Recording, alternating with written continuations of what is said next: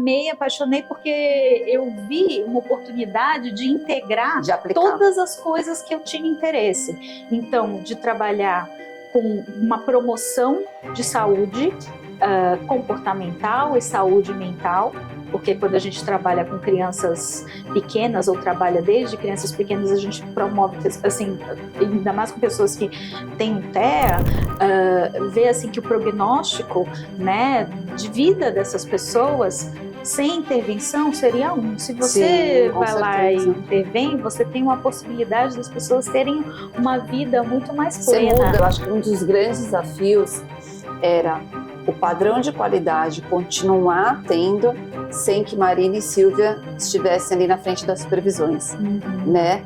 E a gente, tanto que a gente muda para o prédio ainda com supervisões de caso, e a gente foi tirando aos poucos, acompanhando essas transições. A gente ainda tem esse cuidado de, toda vez que tem troca de supervisor, a gente tem esse cuidado da gente, pessoalmente, tá ali no meio do processo, acompanhando o detalhe do detalhe. O detalhe, ouvindo as famílias, né? Exato. Estando muito próximo às famílias também.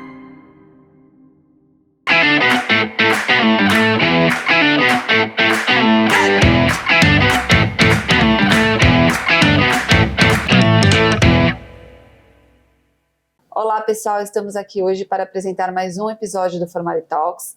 E hoje eu estou com a Thaís Salles, nossa diretora clínica, que tem um vasto currículo que eu vou falar aqui para vocês. Thaís é psicóloga, fez psicologia na PUC São Paulo em 2001. Depois ela fez aprimoramento de longa duração em saúde coletiva pela Faculdade de Medicina da USP em 2003. Depois ela já engrenou no mestrado em psicologia experimental e análise do comportamento na PUC São Paulo em 2006 e fez doutorado numa universidade chamada Universidade de Manitoba, no Canadá, em 2014. Por lá ela ficou 5 anos trabalhando na área clínica, especificamente no setor de autismo. Thaís também tem especialização em ABA pelo grupo IEPS, com um curso verificado pela ABAI. Também tem uma formação em terapia de aceitação e compromisso e em gestão comportamental de organizações.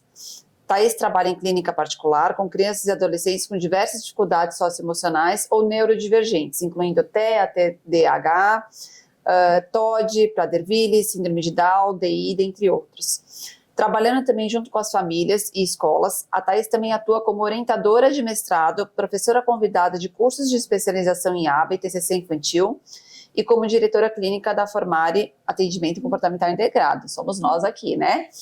Ela supervisiona as equipes de supervisão de caso e reformula os processos clínicos da organização.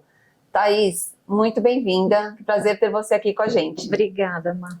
Vamos falar um pouquinho hoje, então. O pessoal está curioso para saber quais são os processos clínicos, como a gente se organiza aqui com tudo isso. E você faz um trabalho muito intenso nos bastidores, Exato. Né, comigo, com a Silvia, com as supervisões de caso, com algumas outras equipes. Exato. Mas o pessoal acaba não te vendo muito. Então, eu queria que eles te conhecessem. Queria que você falasse um pouquinho da sua história profissional. Eu já te apresentei, mas eles ouviram um pouco de você, como que você trilhou esse caminho aí de tanta experiência e competência. Obrigada pela apresentação, obrigada pelo convite. Eu sempre gostei de psicologia desde a minha adolescência, e quando eu decidi o que eu queria fazer, minha mãe já era psicóloga, então teve uma grande influência aí nessa escolha que eu acabei resolvendo fazer. E eu sou de Belém do Pará e vim para São Paulo fazer faculdade de psicologia na PUC. E dentro da faculdade de psicologia, eu muito rapidamente entrei para o campo da análise do comportamento, me identifiquei muito com a abordagem e fui trilhando um percurso aí nessa área. Quando eu terminei a faculdade, eu tinha um interesse muito grande em trabalhar com prevenção na área de saúde mental e promoção de saúde mental. Na época eu estava mais interessada em trabalho com pessoas com quadros psiquiátricos e na verdade, assim, como que a gente poderia trabalhar com uma população grande para não chegar em problemas de saúde mental mais graves. E aí eu fui fazer um aprimoramento, né, na Faculdade de Medicina da USP, em saúde coletiva, aprendi um monte de coisa de fora da análise do comportamento lá, planejamento de projetos de saúde para a população, foi muito, muito, muito rico, muito interessante, mas saindo de lá, eu resolvi voltar para minha casa, que era PUC, e fazer meu mestrado em psicologia experimental. E quando eu voltei para fazer o mestrado em psicologia experimental, eu fiz psicologia experimental numa linha de psicologia experimental com animais. Na época eu estava muito interessada em processos básicos de comportamento, mas sempre relacionando esses processos básicos com questões da prática, com questões que são relevantes para melhorar as condições de vida das pessoas e condições que eu vou chamar aqui de saúde comportamental, né? E quando eu terminei o meu mestrado, eu tinha estudado muito uma perspectiva de olhar o comportamento como um contínuo, em vez de olhar para o comportamento como para uma única resposta. Então eu tinha esse interesse de como que os comportamentos interagem digamos assim, de num fluxo analisar a comportamental. contingência, né? Só que não aquela contingência de 3 termos, sim. A ampliação da relação entre os comportamentos, e tinha um professor lá no Canadá, numa universidade específica chamada Manitoba, University of Manitoba, que já vinha estudando comportamento como um fluxo há muitos e muitos anos, desde a década de 70, e ele tinha um aparato lá super interessante. Eu fiquei fascinada, e eu fui para lá, eu apliquei para o doutorado lá. Uma professora minha da PUC tinha contato com esse professor, fez a ponte, e também, como ela tinha feito o mestrado dela lá, ela tinha alguns contatos, e ela falou assim, olha, inclusive tem um programa lá para trabalho com pessoas com autismo, intervenção precoce com autismo, e naquela época, 2005, 2006... Você está falando de 19 anos atrás, né? Sim. Só que no Brasil era... O autismo, a intervenção com autismo, do ponto de vista, na perspectiva da análise do comportamento aplicada, estava começando aqui. Ela já tinha uns bons anos, e um percurso na América do Norte, né, principalmente nos Estados Unidos,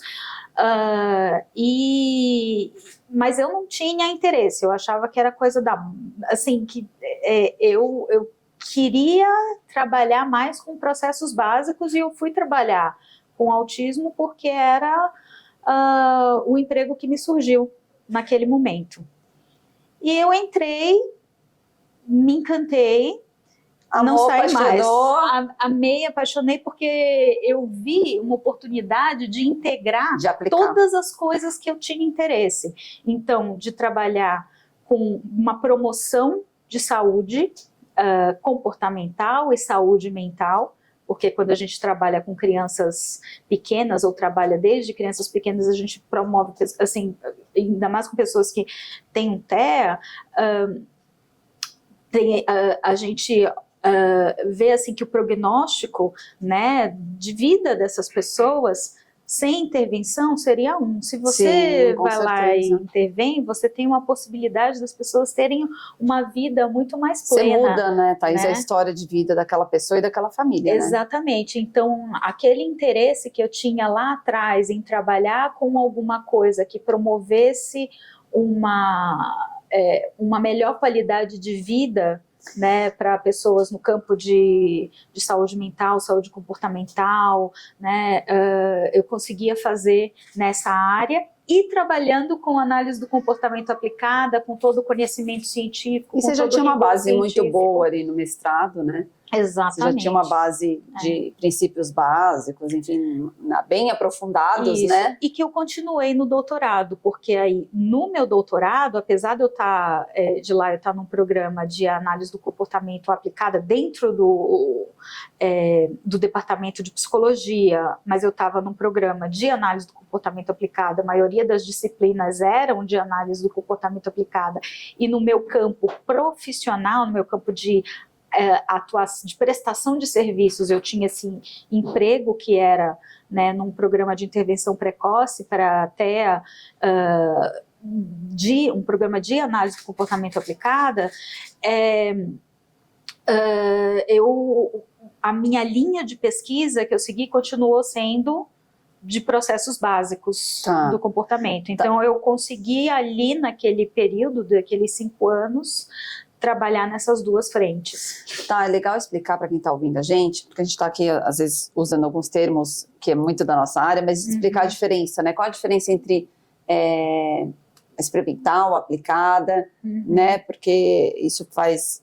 Pra gente é muito óbvio, mas explica pra gente aqui que tá ouvindo, pro pessoal que tá ouvindo.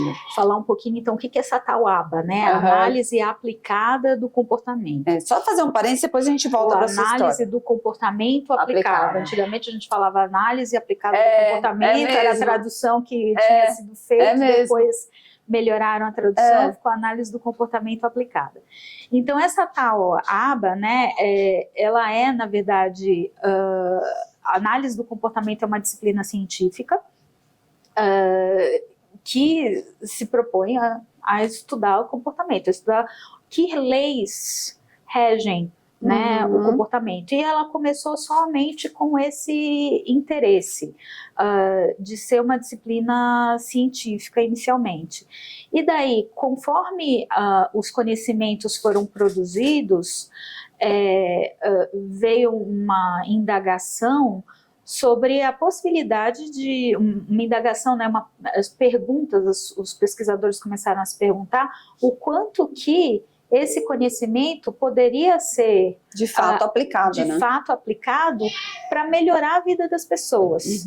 E aí surgiu a análise do comportamento aplicada. Certo. Ela é o uso do conhecimento científico aplicado para melhorar a vida das pessoas. Sim. E aí ela virou um campo científico, que é um braço da análise do comportamento, porque começou a se produzir conhecimento nessa área. Então, deixa eu ver, se para melhorar o comportamento, se eu fizer dessa maneira ou dessa, que melhora mais?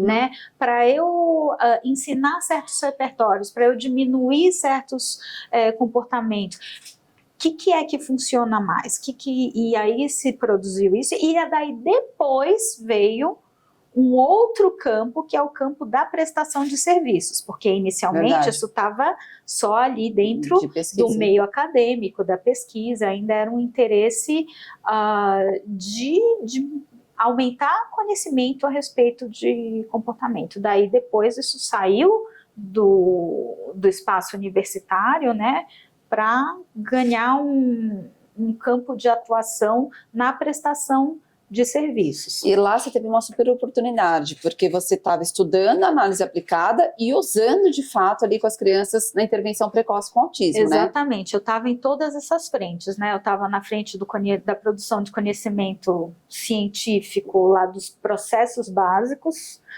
de comportamento, eu estava na frente de estudo e produção de conhecimento no campo aplicado e eu estava na prestação de serviços também.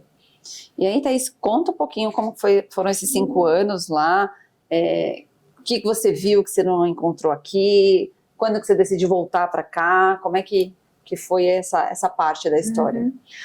Então, o tempo lá, na prestação, enfim, lá eu cheguei para conhecer algo que era muito diferente de tudo que eu tinha feito aqui, era um outro país, outra cultura,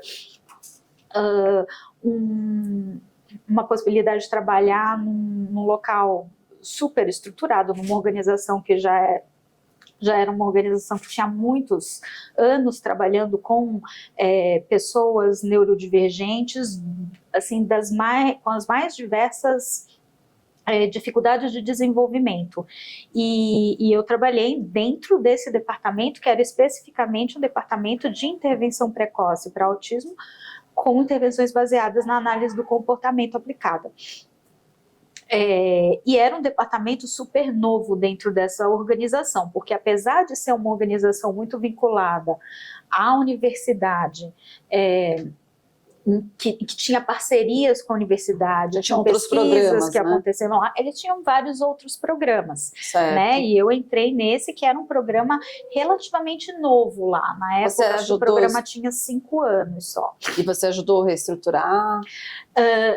Eu não ajudei exatamente a reestruturar, mas eu acompanhei o crescimento, e eu fui crescendo lá dentro também junto com o crescimento desse departamento. Isso te trouxe uma bagagem, né, Thaís? Porque você é a minha supervisora e da Silvia há mais de 10 anos. E eu lembro que lá atrás você já tinha muito conhecimento, você trazia muitas coisas novas, formas diferentes do que se fazia aqui no Brasil. Na época, né? Na época sempre eram propostas, estratégias e visões muito diferentes que a gente via ali muito nas revistas científicas, mas a gente não via um lugar que a gente conseguia fazer, né? E eu sempre, enfim, gostei de ficar meio nesses bastidores, né? Então, eu trabalhei lá, eu já fui para lá com o papel de supervisora de casos. O Canadá é um local um país que precisa de trabalhadores capacitados em várias áreas, né? Um país que ele tem uma imigração muito forte. E aí eu tinha a bagagem de formação, mas eu não tinha a experiência de aplicação. E eu perguntei para eles, falei isso para eles, e eles falaram, não tem problema, a gente te treina, porque quando a pessoa vem com essa bagagem teórica e tudo mais, né? você faz esse salto mais facilmente. E me falaram isso, eu falei, tá bom, e dito e feito, foi assim. Então, 2 anos depois eu passei a uma função em que eu não era só supervisora de caso, mas que eu auxiliava a pessoa que fazia um papel de diretora clínica, que lá chamava coordenadora, na verdade, né? Auxiliava elas a supervisionarem os supervisores, mas eu não tinha o papel de construir os processos clínicos. Mas implementar, né? Que é bem difícil também. Mas eu ajudava elas a dar as sugestões, e daí depois a gente já foi pensando juntas em algumas coisas de processos clínicos, mas os processos clínicos, na verdade, elas que implementavam, que criavam, né? E aí, quando eu voltei para o Brasil, eu voltei por questões pessoais, aí eu tive filho, e aqui também, logo que eu voltei, eu comecei a trabalhar de modo independente, fazendo mais ou menos o que eu tinha aprendido a fazer lá, mas sem todo o respaldo de uma organização, né, de uma instituição. E daí eu dava supervisões aqui e ali, e trabalhava como supervisora dos meus casos. E foi numa dessas supervisões que a gente se conheceu. Exatamente. Né? Eu lembro que os primeiros casos ali, lembro dos clientes, obviamente não vou falar nome, mas que hoje estão com 15, 17 anos. Exatamente. Outros mais velhos, e você você assistia os nossos atendimentos, né? A gente marcava a reunião, e você dava toda essa supervisão pra gente.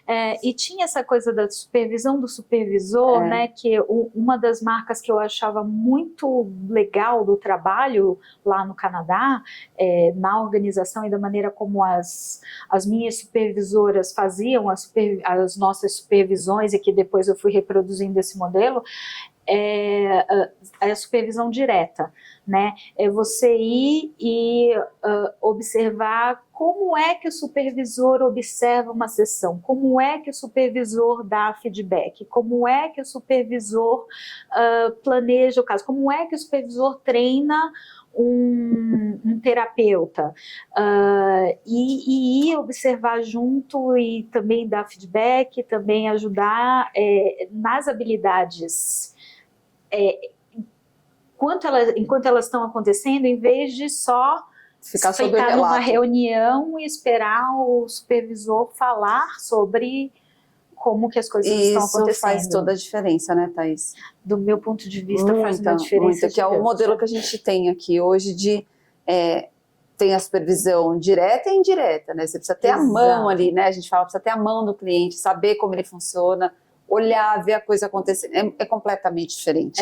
Você vai ter insights diferentes, né? E lógico que com a tecnologia você até consegue acessar de algumas maneiras, né, através de vídeos e tal, e eu acho que hoje em dia a tecnologia de supervisões à distância está cada vez melhor, mas assim, na minha experiência que eu tenho Gente, a gente gosta de papel, não adianta, né, Thaís? A gente é igual a gente gosta de ver a pessoa, a gente gosta de sorrir e falar um oi, e brincar com a criança ali. É porque assim, é um olhar que a criança dá. E não só com a criança, com o adolescente, com o adulto. Mas eu falo que é um olhar que a criança dá diferente para um brinquedo que ninguém reparou, que você já vai ter uma ideia, você já vai ter um insight, que são lances ali que você percebe no dia a dia, você percebe estando junto. Tá, e aí falando um pouquinho, né, a gente falou que a gente se conheceu nesse momento, lá atrás, muitos anos, e aí a Formari, só para contextualizar como que você chega na Formari, né, a gente montou a clínica, e a clínica começou a ter bastante procura, o trabalho cada vez mais sendo procurado, indicado por médicos, profissionais, por escolas, por conhecidos, colegas de trabalho, e foi quando a gente decidiu vir para o prédio, né? E aí, Silvia e eu percebemos que teríamos um trabalho muito maior em termos de gestão, de treinamento de equipe, enfim. E aí a gente falou assim, a gente não quer crescer a qualquer custo, a gente quer crescer de forma estruturada, de forma saudável, de forma que a gente consiga não perder o nosso propósito, que é melhorar a qualidade de vida dessas pessoas, né?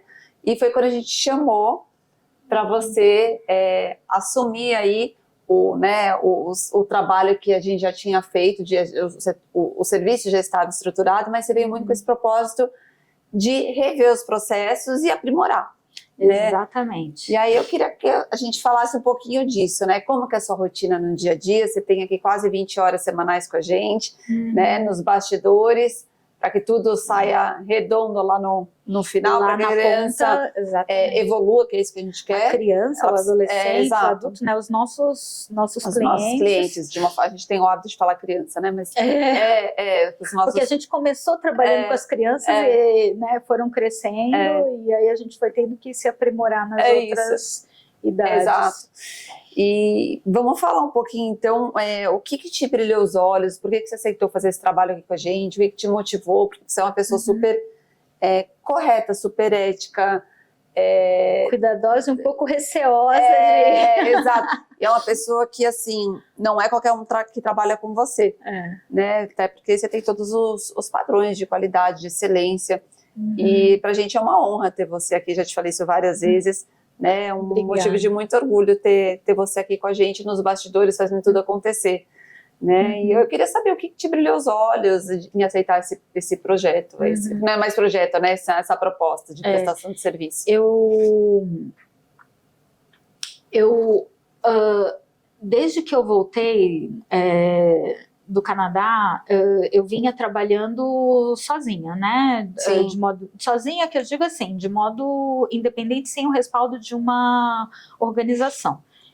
Eu buscava minhas próprias supervisões, eu dava supervisão, eu montava as equipes para os clientes, então eu vinha fazendo um trabalho de supervisora autônoma. E uma coisa que eu ficava assim, sempre... as possibilidades de alcance, quando você tem o respaldo de uma organização, né, as possibilidades de prestação de serviço, elas são diferentes. Verdade. Né? A sobrecarga nas famílias, eu vejo quando a gente monta as equipes e a família gerencia tudo, é diferente. E eu tinha interesse em trabalhar numa perspectiva das famílias conseguirem ter um lugar onde elas conseguissem receber todas as, não vou dizer assim todos, mas boa parte dos apoios que elas precisam para ajudar no desenvolvimento enfim, dos seus filhos, né? Mas aí, quando eu pensava em montar isso do jeito que eu gostaria de montar, eu nunca ia sair do lugar, porque, enfim, eu não tenho perfil administrativo, uma das coisas que eu via lá no Canadá é que na hora que eu voltei para cá, eu estava cada vez mais indo para uma função que poderia virar algo mais administrativo.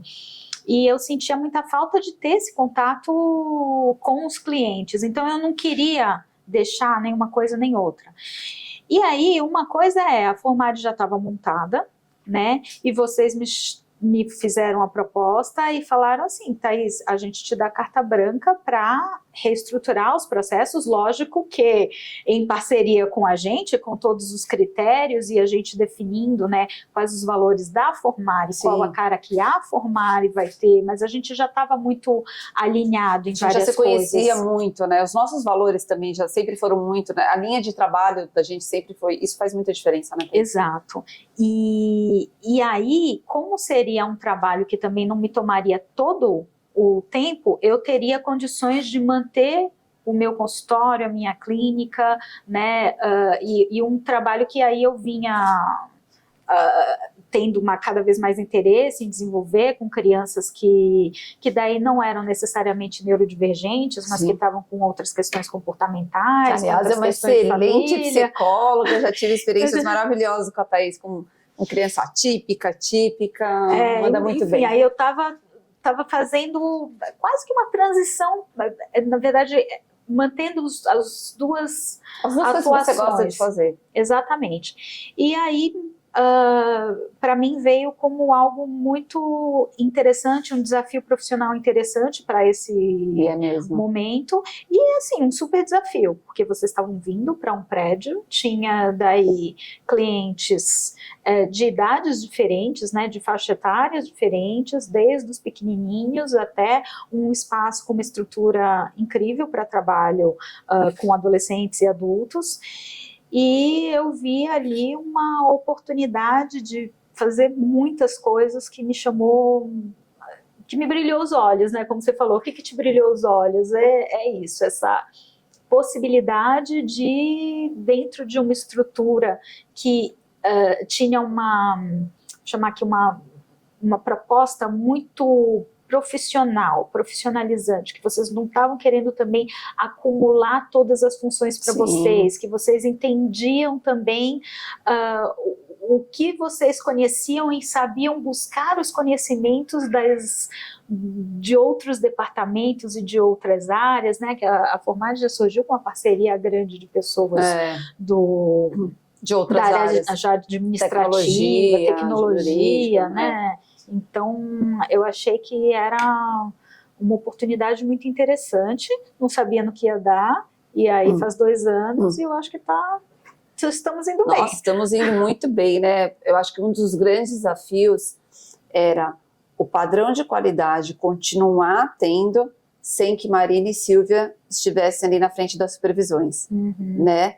E tanto que a gente muda para o prédio ainda com supervisões de caso, e a gente foi tirando aos poucos, acompanhando essas transições. A gente ainda tem esse cuidado toda vez que tem troca de supervisor, a gente tem esse cuidado da gente, pessoalmente, tá ali no meio do processo, acompanhando o detalhe do detalhe. Detalhe, ouvindo as famílias, né? Estando muito próximo às famílias também. A gente acredita muito nisso, né? Tá? Eu acho que não existe intervenção sem você considerar o que é prioridade para a família. Exato. Né? Pegar o protocolo, pegar e não adaptar, isso nem cabe na nossa formação, no que a gente entende como um serviço de qualidade, né, de excelência. Exato. E mesmo dentro assim, do ponto de vista científico, a análise do comportamento, tem essa marca, né, que vem sendo discutida e recuperada cada vez mais desse trabalho com a validade, o que a gente chama de validade social, né, que é com um trabalho com que relevante e importante Somente, para as pessoas com quem a gente trabalha. Tem que né? fazer Pra sentido, cada né, Thaís? No final tem que fazer sentido. Para eles, Para para eles, para cada cada um, família. e não para todo mundo, porque o que é importante para um pode não ser exatamente para o outro. Exato. E aí a nossa preocupação era que a clínica conseguisse seguir com o mesmo padrão de qualidade, como se nós estivéssemos ali, né? De forma que a marca Formare ela tivesse essa característica de individualidade, de um trabalho individualizado, realmente não só porque é numa sala com uma pessoa, não, o trabalho individualizado, essa palavra individualizada, ela vai muito além disso, né? Ela vai muito além do ambiente físico, né? Você vê o detalhe de cada situação, desde programa de ensino, protocolo de conduta, programas específicos, que é o que a gente faz. E aí, a ideia é que as supervisões de caso não tivessem as características pessoais dela, Exato. e sim da Formare, né? E aí você vem para contribuir muito nesse sentido, né? Para a gente padronizar ainda mais o que já estava sendo feito. E aí eu queria que você explicasse um pouquinho para a gente como que é a organização do seu trabalho no dia a dia, quais são as atividades que você faz, né? Explicar um pouquinho que você não é supervisora de caso, mas supervisão das supervisões de caso, qual que é a diferença. Todo esse trabalho de bastidores, né? Que quando a gente fala dessas horas indiretas, né? O que é que acontece nessas horas que não são as horas dos terapeutas com as crianças, né? E que é uma coisa que às vezes é uma pergunta muito grande das famílias. Nossa, mas para que precisa tanto dessas horas indiretas? O que é que acontece, né? Não são só as horas lá com meu filho? As pessoas não sabem todas fazer aquilo? Então, o meu trabalho, ele é um trabalho que está organizado da seguinte maneira, né? Eu fui montando junto com vocês, ele atualmente está organizado da seguinte maneira. Eu faço uma reunião de grupo semanal com todas as supervisoras, e o objetivo dessa reunião de grupo, que é uma reunião que dura 2 horas, é a construção de processos clínicos, o refinamento de processos clínicos, aprimoramento dos processos clínicos. Então, o que a gente chama aqui de um processo clínico, né? Então, se eu identifico que eu tenho um comportamento que a gente chama aí de interferente, um comportamento que está sendo assim, um desafio para a gente alcançar os objetivos que a gente gostaria, um comportamento que está sendo prejudicial para a pessoa, para a família, um comportamento que não está ajudando a pessoa a desenvolver, né? A gente vai precisar intervir sobre aquele comportamento. Como é que a gente faz isso? A gente precisa identificar o comportamento, a gente precisa definir o comportamento, a gente precisa fazer uma avaliação para entender o porquê que aquele comportamento está acontecendo, né, que é o que a gente chama de função, né, o porquê que aquele comportamento está acontecendo. A gente precisa planejar o que a pessoa poderia fazer em vez daquele comportamento, como que a gente poderia substituir aquele comportamento por um comportamento que funcionasse melhor, né, na vida da pessoa, e a gente precisa planejar como que a gente vai fazer isso, escrever e descrever, treinar as pessoas que vão estar lá na linha de frente, conversar com a família antes para ver se faz sentido para a família, né? E o mais incrível, Thaís, é que assim, o que você faz para um não funciona para o outro. Não, e é esse que é o isso ponto. É completamente individualizado, né? É muito individualizado.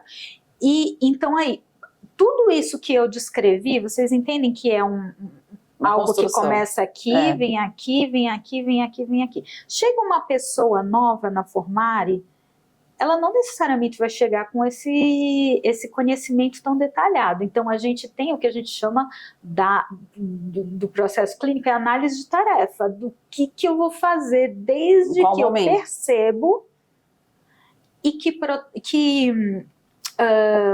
como que eu vou escrever, então, como que eu vou fazer a análise, que tipo de registros que eu vou usar, e aí isso tudo a gente vai montando e vai deixando padronizado para ser individualizado. Então, a gente tem uma série de modelos de como fazer definição operacional, de estrutura, né? Da estrutura, para daí a gente pegar essa estrutura individualizar, porque isso torna o trabalho mais eficiente, isso garante que o padrão, né, que o supervisor vai seguir um padrão e torna um tanto mais eficiente no sentido de que você faz aquilo acontecer um pouco mais rápido, né? A pessoa precisa de uma melhora para ontem. Sim, né? a gente então, não tem tempo para construir isso. Para construir, e a cada caso, e se for construir a cada caso, você vai ter chance de ter uma variabilidade na maneira como aquilo é feito muito grande. Né? Então, e esse é só um exemplo. Esse é um exemplo de, mais ou menos, em linhas gerais, de um processo clínico para trabalhar problemas de comportamento. Daí imagina que a gente tem para relacionamento com as escolas, para como que a gente faz as observações nas escolas, para como que a gente estabelece um roteiro de orientação parental, garantir o tanto que a gente escuta, como que a gente escuta, o que a gente dá, como que a gente relata o que vem acontecendo na terapia, como que a gente mostra os dados. Então tudo isso a gente vem estruturando, como que a gente ensina as mais diversas habilidades, né? Então o trabalho de estruturação dos processos clínicos é esse, a gente faz em conjunto, né, nessa reunião de 2 horas semanais, e aí eu tenho 1 hora semanal com cada uma das supervisoras que presta serviço para a Formare. E nessas reuniões semanais a gente conversa sobre os casos, né? Então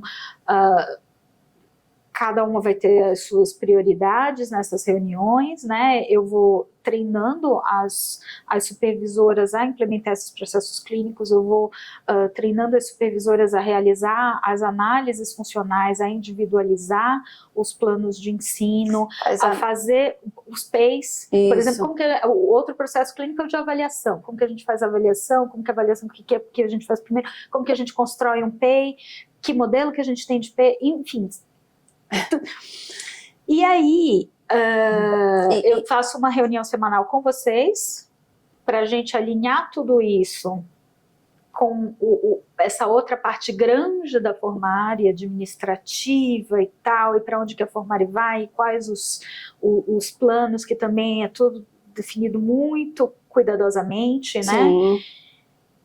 E venho presencialmente na Formare, pelo menos uma vez por mês, eu passo 2 dias aqui observando atendimentos e vendo como que as coisas estão indo. Vendo a criança ali, sentindo a criança, né? Interajo com as crianças, com os adolescentes, com os adultos, em geral junto com a supervisora do caso, para daí orientar a supervisora em relação a caminhos. E aí você tem vários insights, né, tá? Porque a partir do momento que você está ali, acompanhando atendimento, acompanhando a sessão, você está com os dados, né, do programa, a gente olha os dados. Então, a gente é um momento de você rever, assim, poxa, tá fazendo sentido, não. Se a gente ajustar isso aqui, a gente vai conseguir ter mais resultado, né? A supervisora vai trazendo para vocês também.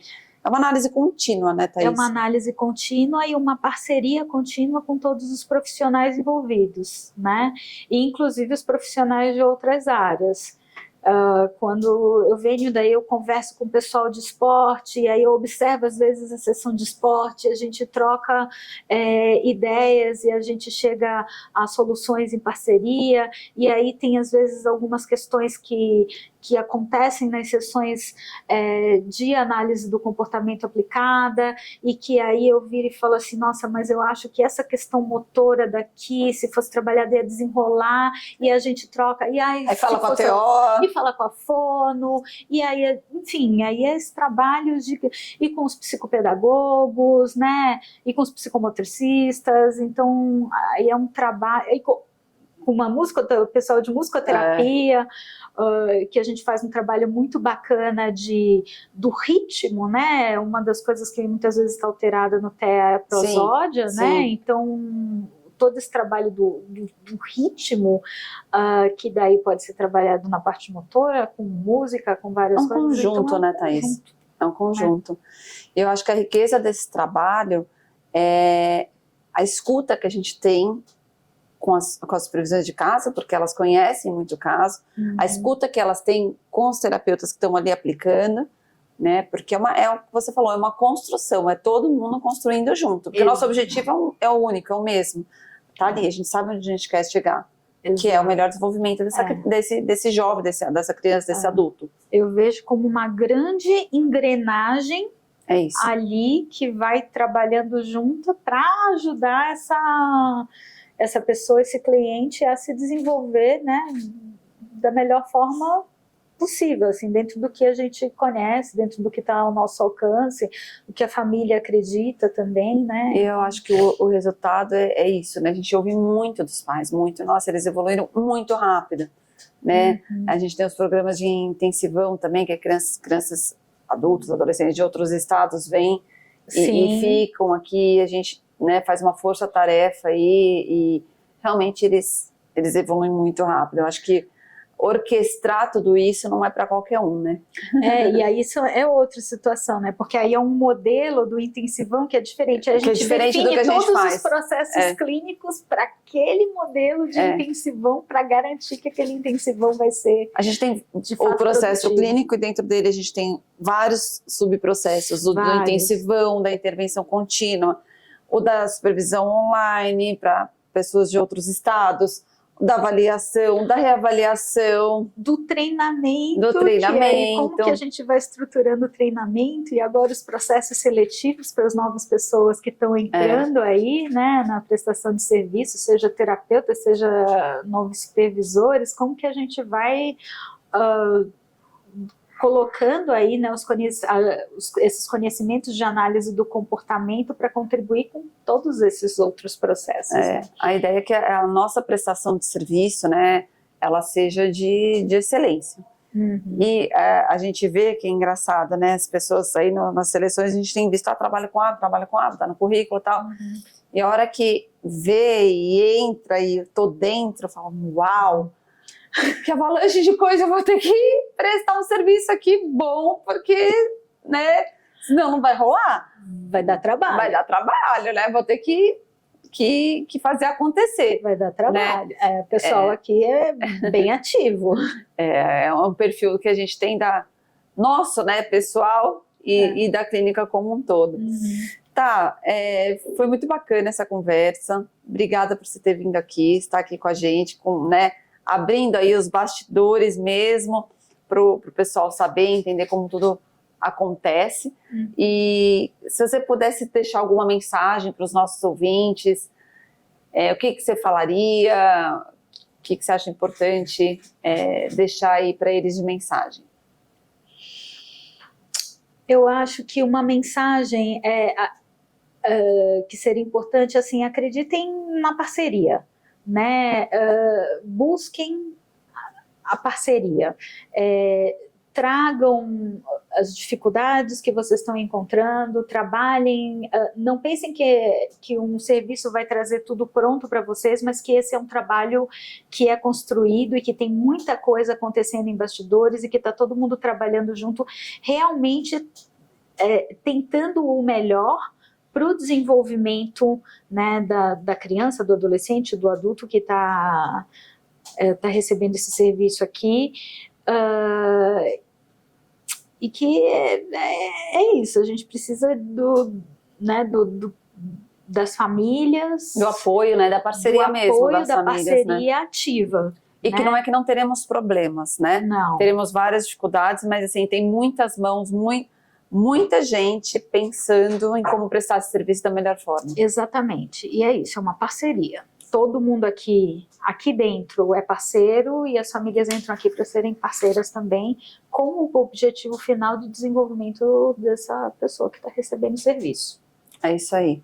Obrigada, tá? Foi ótimo falar com você. Obrigada mesmo, gostei muito da nossa conversa. Também, e agradeço também estar aqui fazendo parte dessa construção. Imagina, você tem que fazer, você faz parte desde o começo, tem que fazer. Obrigada, tá? Obrigada. Pessoal, terminamos aqui mais um episódio do Formari Talks. Você que quer saber mais sobre os processos clínicos da Formari, não deixe de acompanhar esse episódio, tá bom? Se inscreve no canal, entra no YouTube, Spotify, Deezer e acompanhe os próximos capítulos que virão por aí.